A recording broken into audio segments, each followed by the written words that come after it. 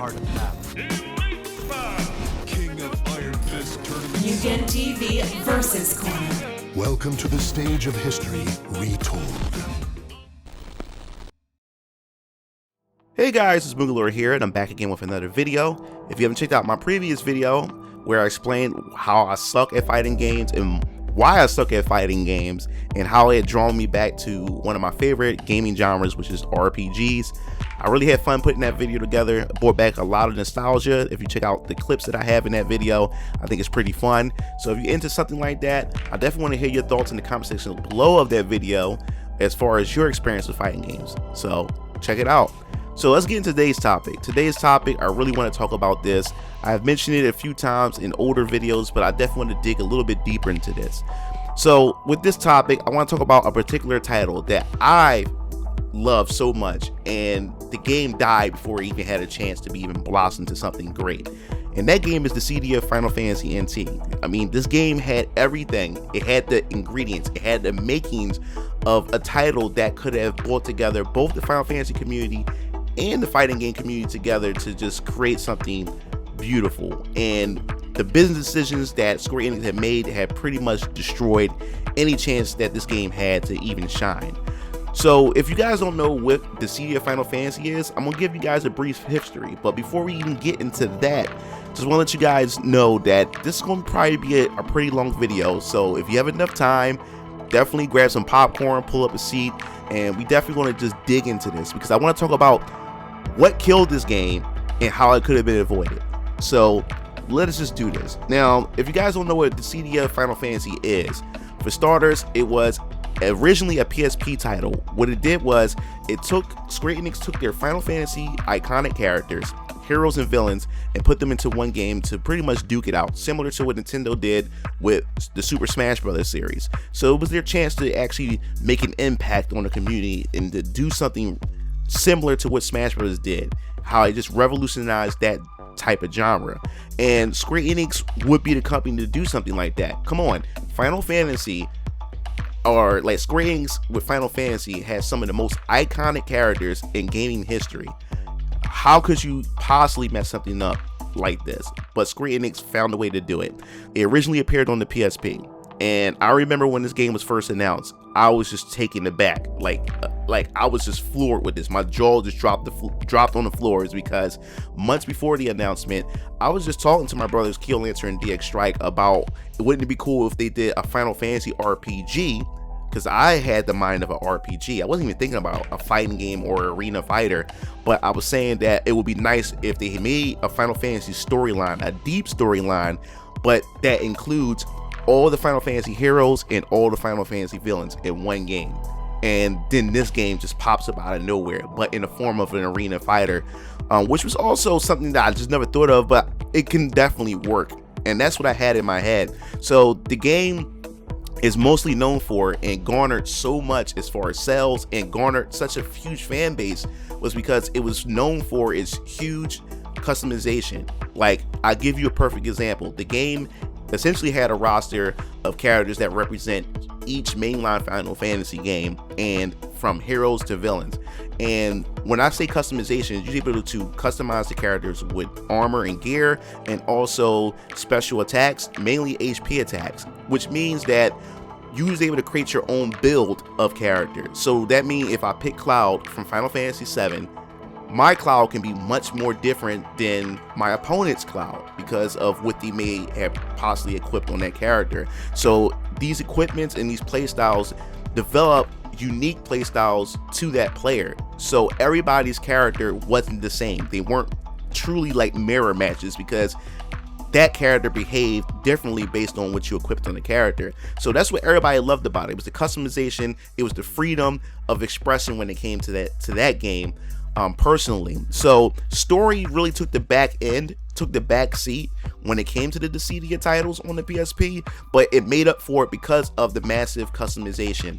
Now, the issue that I had with the PSP version of Dissidia Final Fantasy, if you took it down to a competitive aspect, the game was extremely broken, and a huge amount of the roster was just pretty much unviable due to the customization aspects, because there's a lot of variables that come into play when it comes to the PSP version. And the other issue that I had was when it came to the PSP version was the fact is that I didn't know many people who owned a PSP.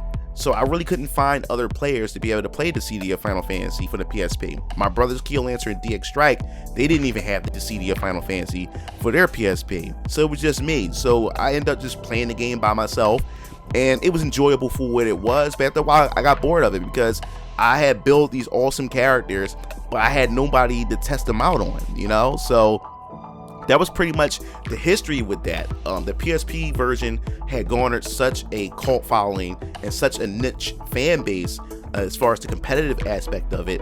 People were definitely looking forward to Dissidia Final Fantasy NT when that was officially announced years later. So now as we fast forward into last generation, when we came into the PS4 generation, the Square Enix decided to make an announcement of Dissidia Final Fantasy NT. Now this one's, they decided to take a different twist on the Dissidia Final Fantasy formula.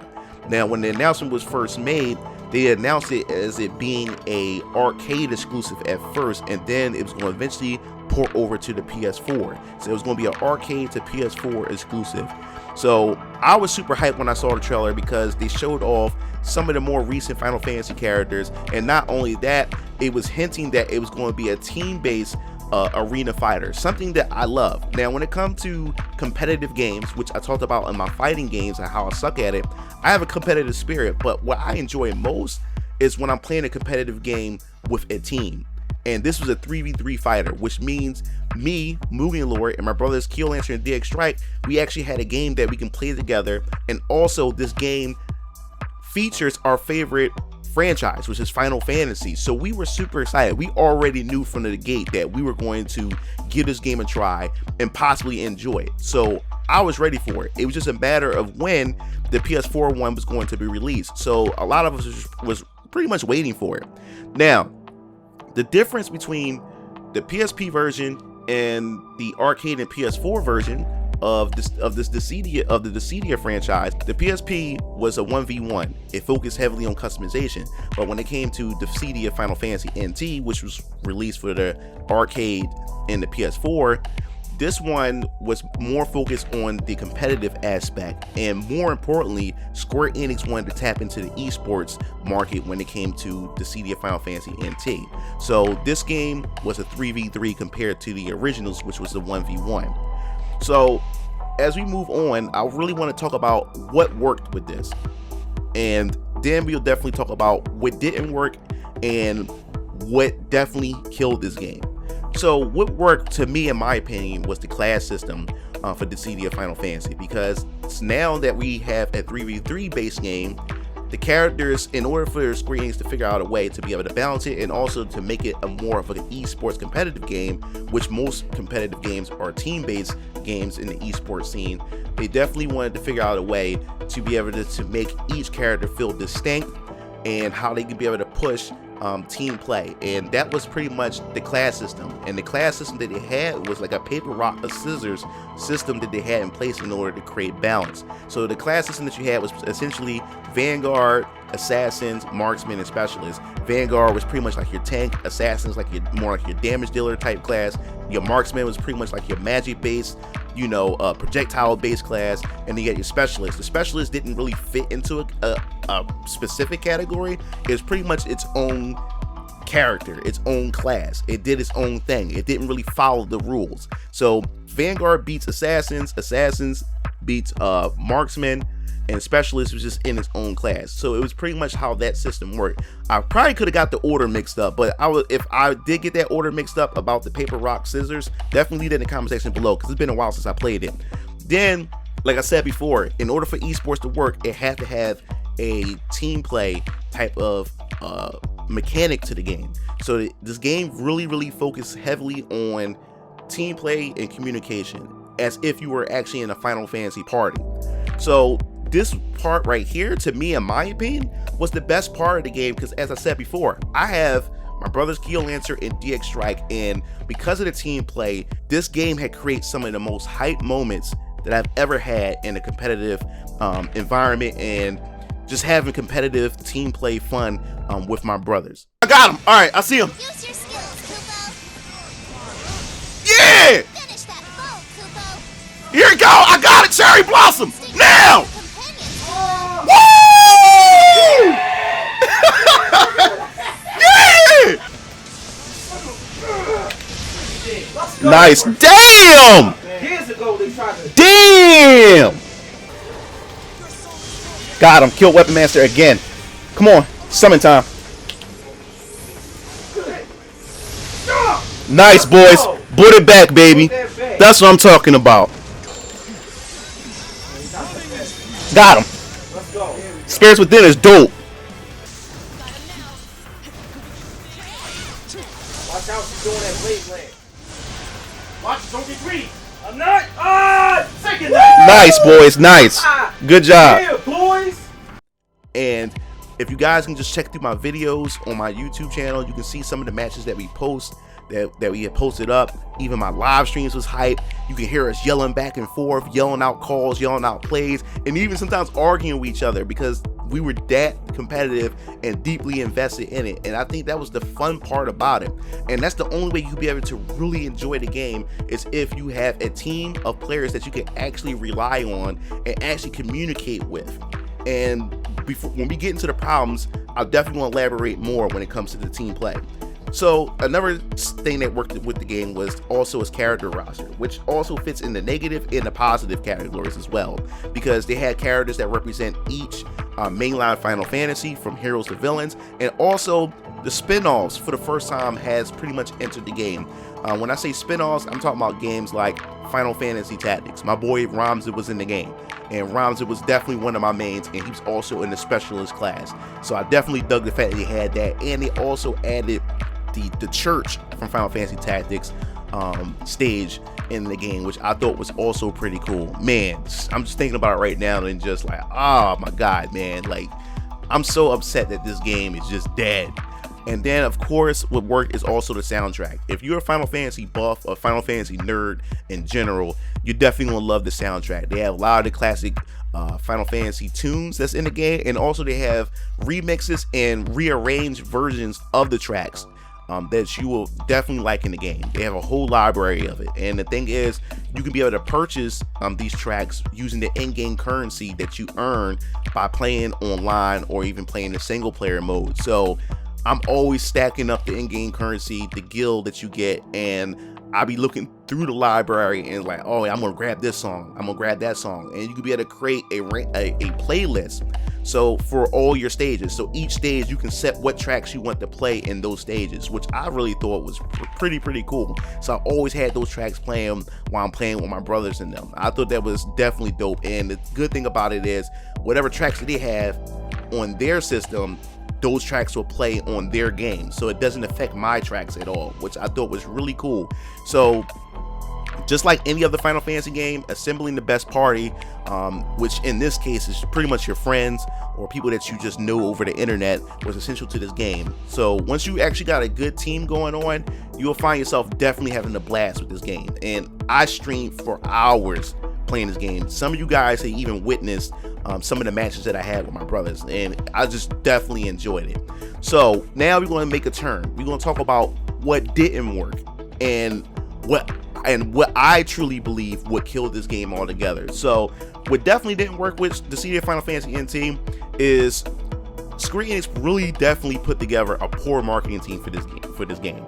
They like, the marketing for this game was downright ridiculous. It was downright horrible, and most people wasn't even aware that the game was being launched. That's how bad the communication was going on with Dissidia Final Fantasy NT.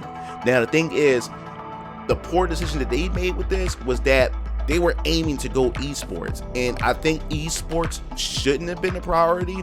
Their main priority should have been just making a good, fun, but yet competitive game, and let the competitive community decide. Let the community decide itself if it's esports worthy. Let it become grassroots. Let it naturally form.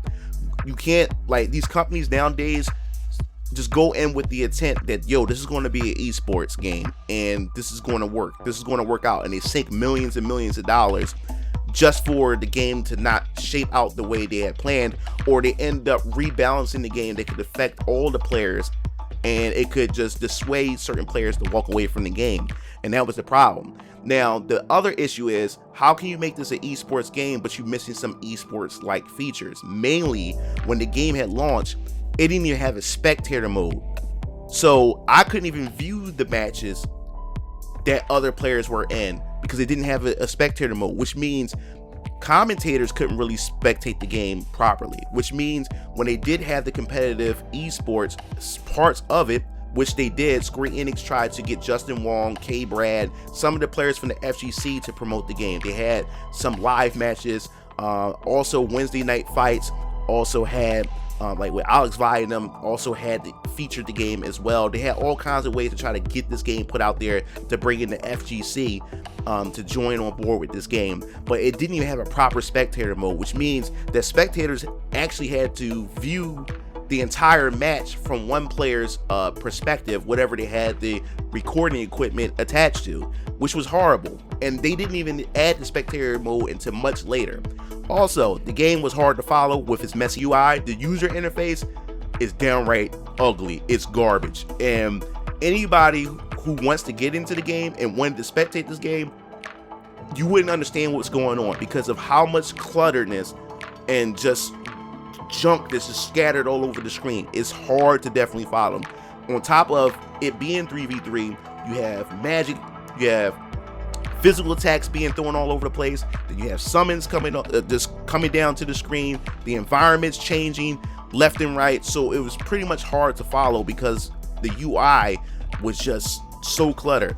And then because of how cluttered the AI is, it made it hard to explain to the viewers what exactly is going on, what exactly is the player supposed to be looking at. And without that spectator mode, it was definitely hard to understand what the opponents are doing.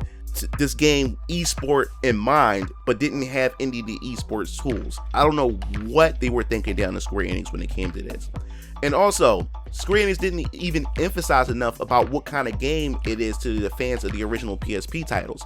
They poorly advertised the game. Most of the original fans of the original Dissidia Final Fantasy titles had no idea that this game was coming out, and once the game got closer to launch and commercials started coming out, a lot of the fans went into Dissidia Final Fantasy NT expecting the original type of gameplay, which is the heavy customization. And that's something that I definitely want to talk about, is because Dissidia Final Fantasy NT, which I didn't mind, the game didn't focus on customization because, one, it started out as an arcade game, which Square Enix didn't put enough emphasis on the player base that, hey, this was a arcade game and this is a competitive game. So if you're going to put this game in arcade, which means you have to have a streamlined move set for all the characters, and then they put all the characters in classes. So if you have a streamlined move set, that means it's going to remove a lot of the heavy customization. And not only that it removes the heavy customization,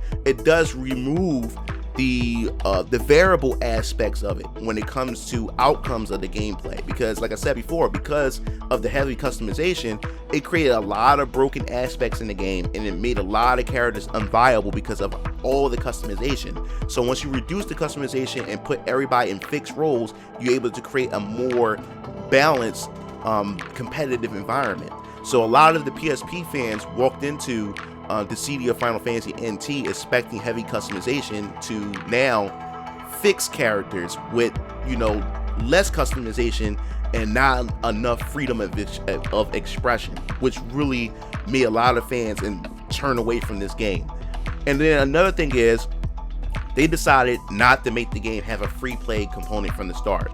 I think when it comes to fighting games, that fighting games today should definitely have a free to play component, is because a lot of players don't want to sink $60 to $70 into a game that they're not sure that they're going to invest all their time in. And I think if they have a free to play component with most fighting games, and I think Killer Instincts was a perfect example of that, if the Dissidia had that from the start, where people was able to jump into the game to see whether or not if this is the game for them, it definitely could have created a lot of players, potential players, who would say, hey, you know what, this is not bad at all. I'll definitely have to give this game a try. Because like I said, they also wanted to focus on some of the monetization aspects of it. So that definitely would have got a lot of players to sink a lot of money into it if they wanted to go that route.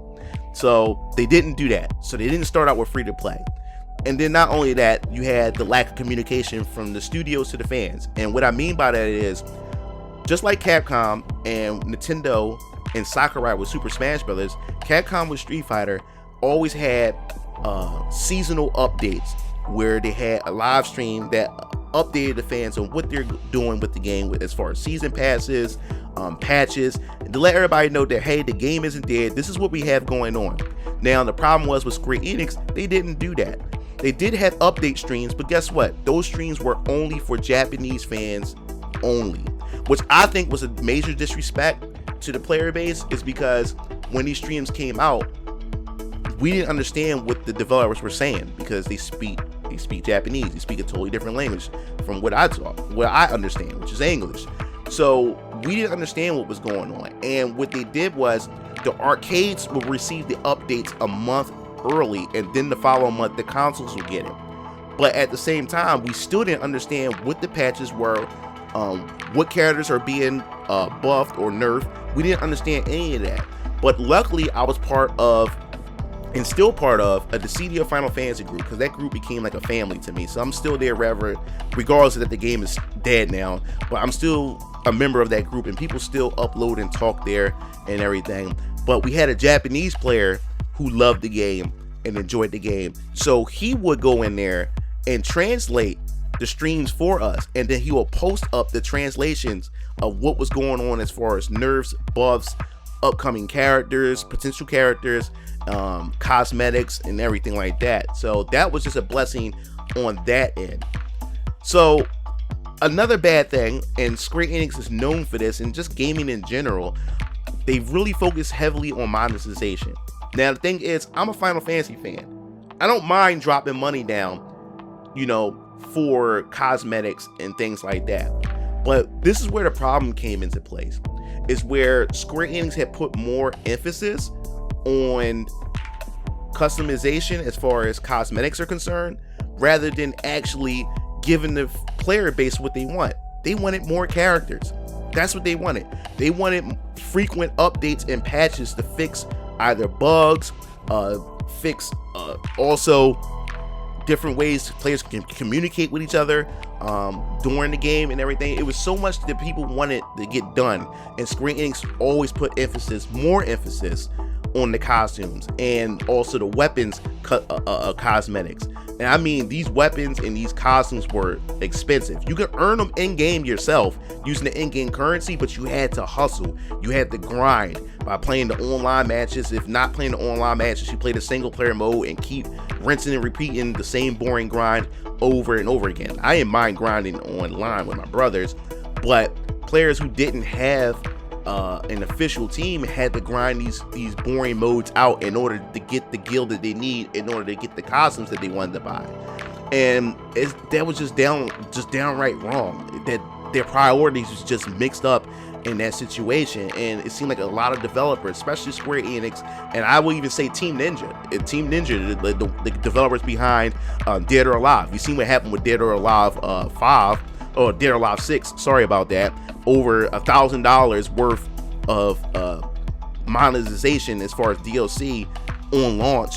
And Team Ninja are also the developers that helped Square Enix work on this game, Koei Tecmo game.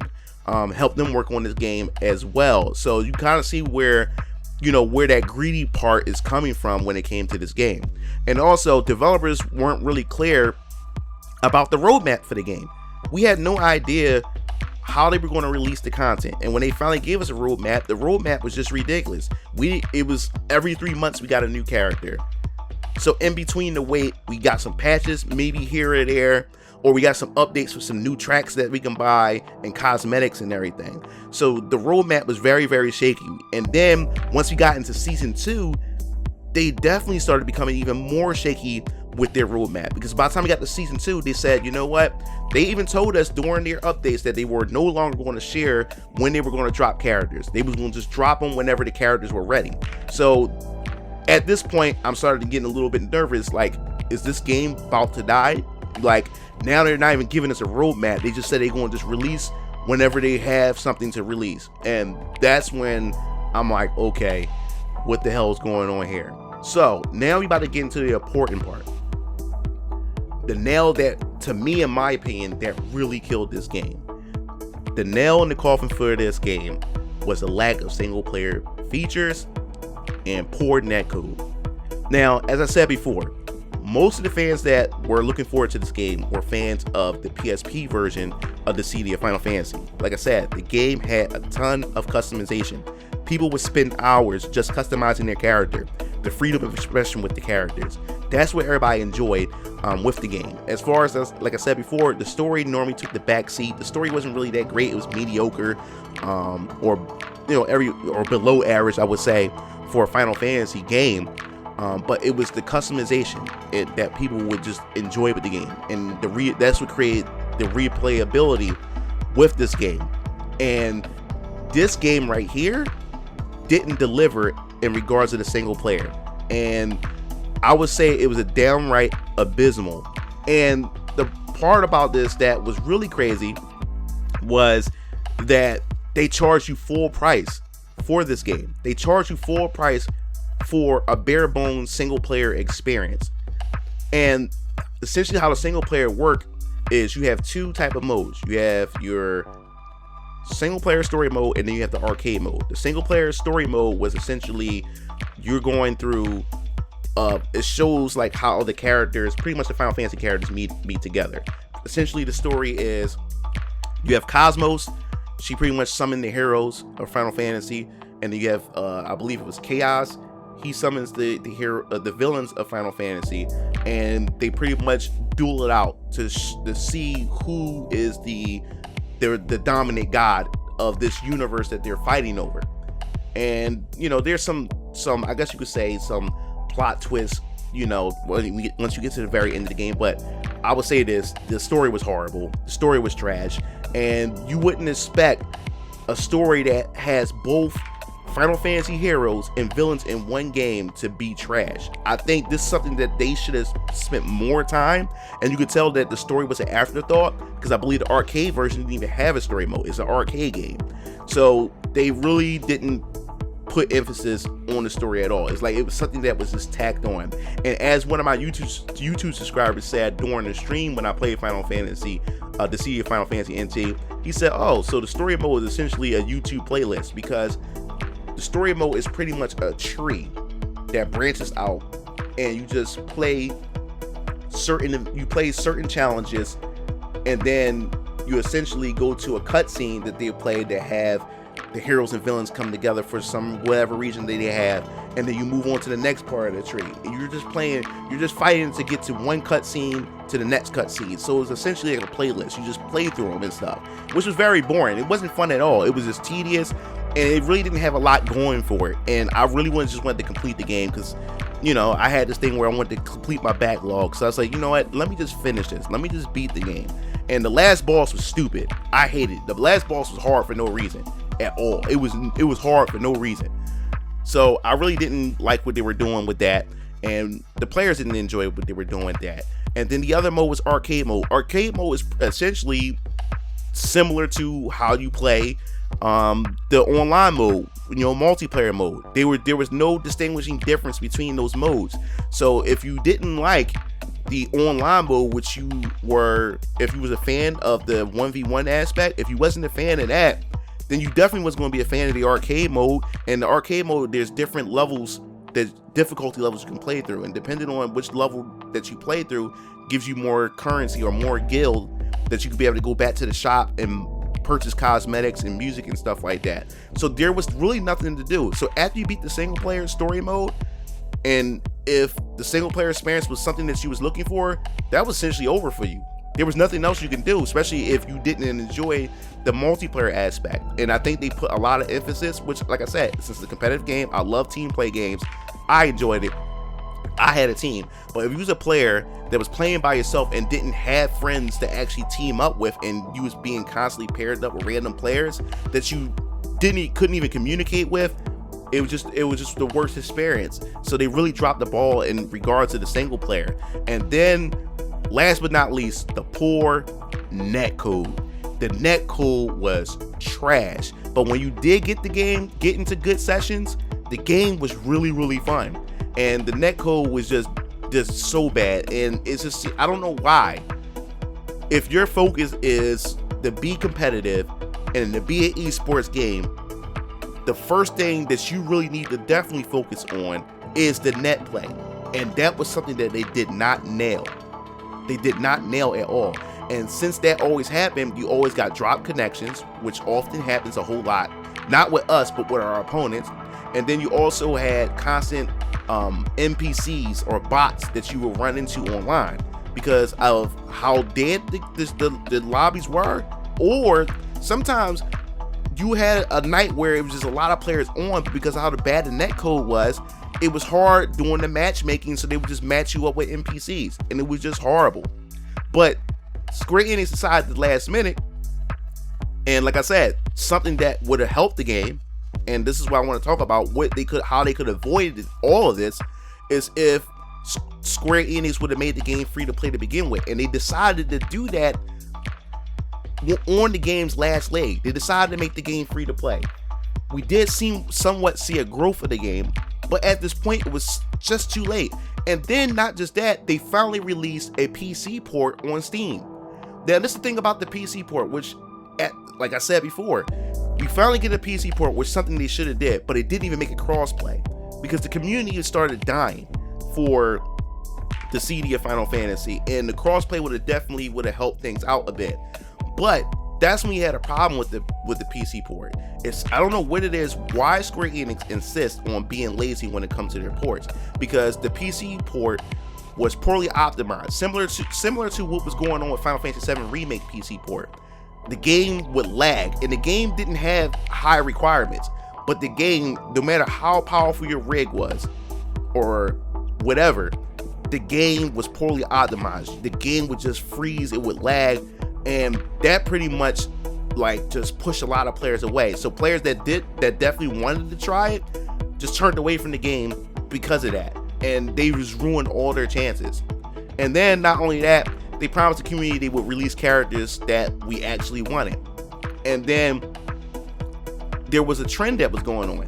Every time they released a character, the online community population would just like rise just for that instant, and it should have been it should have just rang common sense for them to say, you know what, every time we release a character, people come play the game, so let's just focus more on the characters.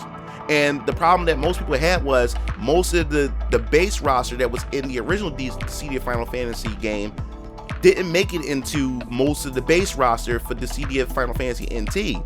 So most of the fans of those characters were saying that, hey, I'm not going to return to the game until my character returns. And that was the problem. So they had to start making those base characters into DLC characters in order for people to actually want to play the game. And that was the problem. So the last character they had was Arden from Final Fantasy 15, one of the villains. He was the final character before they made the sudden announcement out of nowhere that they were no longer going to support the game. And that was a bummer. I think that hit all of us, that bothered all of us when we got this announcement.